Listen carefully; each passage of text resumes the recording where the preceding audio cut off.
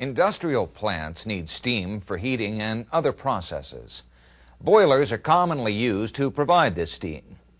You may be called on to operate the boilers in your plant. The first step towards safe and productive operation of boilers is a good working knowledge of boiler fundamentals. The function of boilers is to produce steam. Steam is produced by heating water to its boiling point. When water reaches its boiling point, it changes from a liquid to a vapor. It's this vapor that we call steam. So basically, to produce steam, you need two things, water and heat. To generate the production, boilers rely on the process of combustion. That is, they burn fuel to provide the heat required.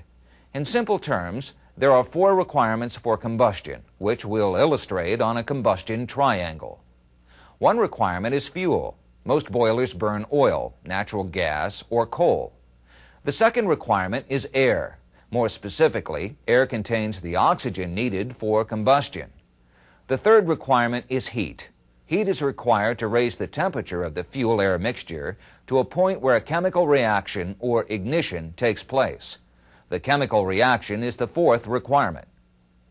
If any one of the requirements is missing, combustion will not occur. The two requirements for steam production are water and heat. The heat's provided by combustion.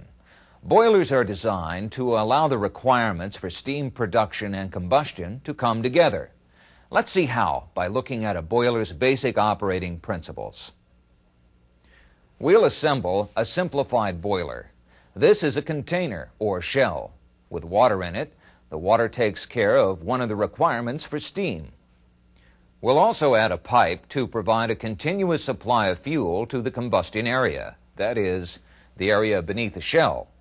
Heat from the flame satisfies the second requirement for steam production. As the shell heats up, heat is transferred from the shell to the water, and the water boils, producing steam. But a boiler modeled on this example won't work for industrial applications. First of all, the shell is open to the atmosphere, so there's no way to collect the steam. In addition, as the water boils to steam, there's no way to replenish it. Without water, the shell could overheat and be damaged. Given these factors, we'll have to make some changes. First, we'll cover the shell to prevent the steam from escaping. Then we'll add a steam outlet line to collect the steam and route it to where it can be used. We also need a way to supply water to the shell so it won't boil dry. So we'll add a feed water line. It will provide a continuous supply of water to replace the water that's changed to steam. Now we have a boiler that can heat water, produce steam, and route it out of the shell to where it's required. But this design is still not as efficient as it could be. Can you think of a reason why not? With this design, much of the heat in the combustion area escapes to the atmosphere. This heat is wasted because it doesn't go toward the production of steam. This boiler can be modified further to make it more efficient. By adding an insulated casing, we can minimize the heat loss, but this creates another problem. The flame goes out because the casing cuts off the source of air. To correct this, we'll add a fan to supply air to the boiler and an outlet to remove combustion gases. Although this design is still greatly simplified, now we at least have a boiler that provides a constant supply of steam efficiently. In this topic, we saw the basic requirements for steam production and combustion. We also put together a simple boiler that operates to meet these requirements and produce steam. Let's take a minute now to try some practice questions.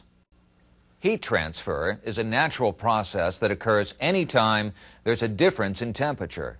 Heat naturally transfers from a hotter object to a colder object. Basically, heat transfer occurs in three ways: radiation, convection, and conduction. Radiation is a process in which heat is transferred through electromagnetic waves. All matter gives off some radiant energy in the form of electromagnetic waves. But the best example is probably the sun.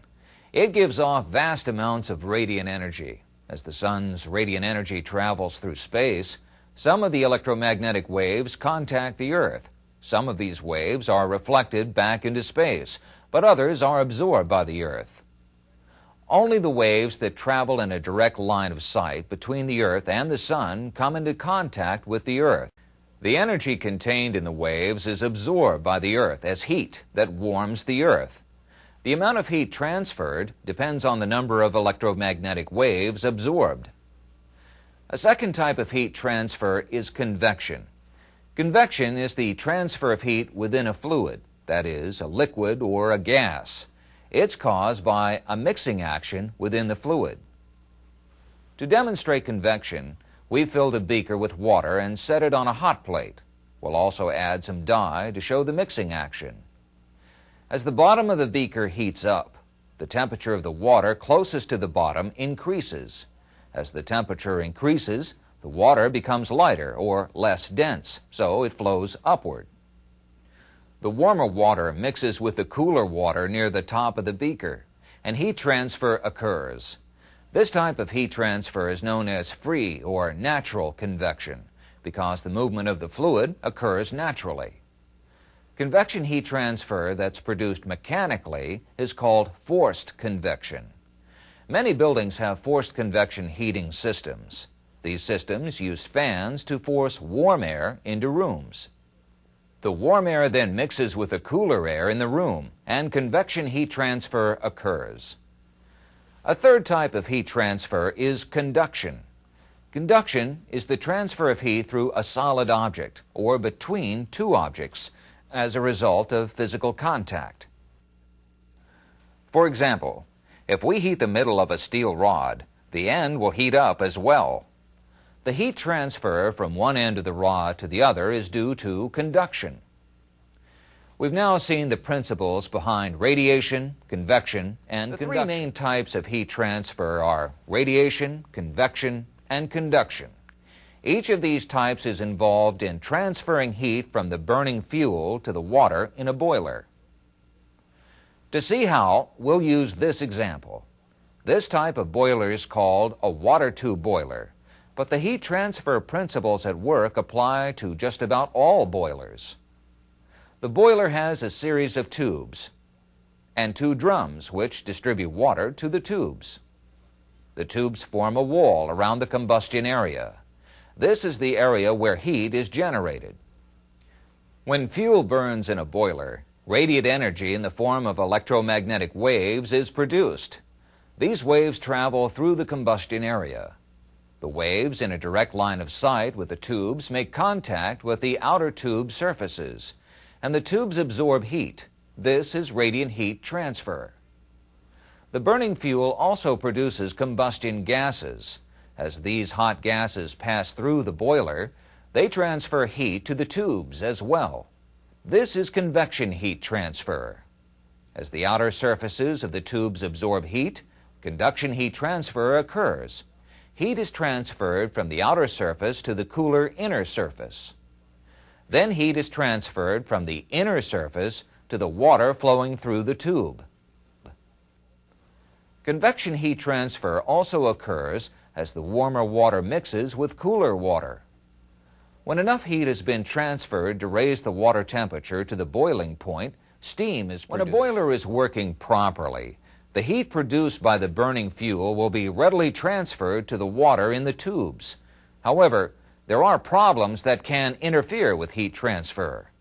One of these problems is a condition called scale. Scale is the buildup of solid impurities on boiler components that contain water. The boiler's feed water supply may contain impurities. These impurities coat the surfaces, insulate them, and restrict their ability to transfer heat. If the surfaces can't transfer heat to the water, the tube can overheat and rupture. A heat transfer problem can also occur if the feed water supply stops for any reason. Without a continuous supply of feed water, the boiler may boil dry. With no water to remove the heat, the tube metal rapidly overheats and severe damage may result. In boilers that burn coal or oil, another problem that can affect heat transfer is the buildup of soot. Soot's created by ash and unburned fuel particles in the combustion gas. In this topic, we covered heat transfer. We looked at the major types of heat transfer, and we saw how heat transfer occurs in a boiler. We also looked at a few typical heat transfer problems. Now let's try some practice questions. Basically, fire tube boilers route hot combustion gases through metal tubes. The tubes run through a shell filled with water. Fire tube boilers vary in design, but most operate under similar principles. The combustion area for this one is here. A group of horizontal fire tubes routes combustion gases through the boiler. There's also an outlet for the gases, a feed water line, and a steam outlet line. During operation, water enters through the feed water line. The water level is maintained above the fire tubes to protect the tubes from overheating. Fuel and air enter the combustion area. The burning fuel transfers heat to the water in the shell. The hot gases flow through the fire tubes, and additional heat is transferred to the water surrounding them. Each time the gases are routed through the shell, it's called a pass. The gases pass through 2 times in this example, so it's a 2-pass boiler. The combustion gases flow out of the boiler here in this example. As the water in the boiler is heated, some of it turns to steam. The steam-water mixture is lighter than the cooler water in the boiler, so it tends to rise. Steam collects above the water level. Then it flows through the outlet and into the plant.